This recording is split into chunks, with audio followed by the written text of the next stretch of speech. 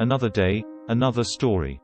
For most technical traders, we all start off on the hunt for a worthy system, strategy that can prove to be profitable through the test of time, and throughout varying market conditions.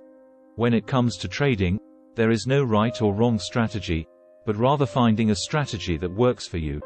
What a lot of traders we talk to have in common is that after trying to trade with indicators, they tend to simplify their trading approach and move to price action trading. Price action trading simply means tracking prices movements.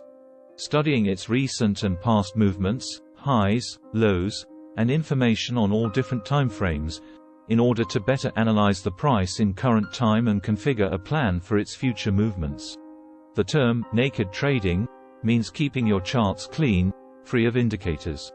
The most important tools to use and things to pay attention to when it comes to price action trading are support and resistance levels, trend lines, candlesticks, chart patterns and Fibonacci levels.